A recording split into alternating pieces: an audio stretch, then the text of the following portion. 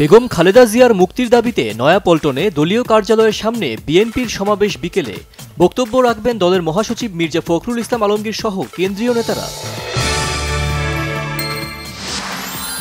বঙ্গবন্ধু এভিনিউয়ে আজ আলোচনা সভা করবে আওয়ামী লীগ। দলের ৭৫তম প্রতিষ্ঠা বার্ষিকী উপলক্ষে এই কর্মসূচি বিএনপির পাল্টা কর্মসূচি নয় বলছে দলটি। সিলেটের বিভিন্ন উপজেলায় ২ দফা বন্যার তাণ্ডবে বসবাসের অনুপযোগী হয়ে গেছে গ্রামের পর গ্রাম। আশ্রয় কেন্দ্র থেকে সর্বহারা মানুষগুলো বাড়ি ফিরতে শুরু করেছেন। বাংলাদেশে আওয়ামী লীগই একমাত্র গণমানুষের দল, আর অন্য সব রাজনৈতিক দলগুলো হয় ক্যান্টনমেন্টে তৈরি নয়তো স্বাধীনতা বিরোধী, বলেছেন তথ্য প্রতিমন্ত্রী।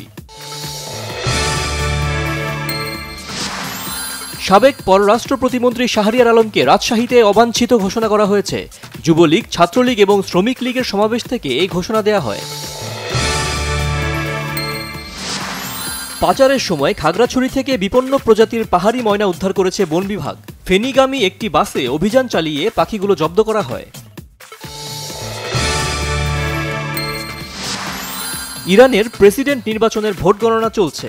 এখন পর্যন্ত ভোট গণনায় পাওয়া ফল অনুযায়ী কট্টরপন্থী প্রার্থী সাইদ জালিলি এগিয়ে আছেন। টি-20 বিশ্বকাপে আজ ফাইনালে ভারত দক্ষিণ আফ্রিকা মুখোমুখি। ম্যাচ শুরু বাংলাদেশ সময় রাত 8:30টায়। ভিনিসিয়াস জাদুতে কোপা আমেরিকায় রাজার মতোই ফিরল ব্রাজিল। যুক্তরাষ্ট্রের লাস ভেগাসে শনিবার তার জোড়া গোলে প্যারাগুয়েকে 4-1 উড়িয়ে দেয় ব্রাজিল।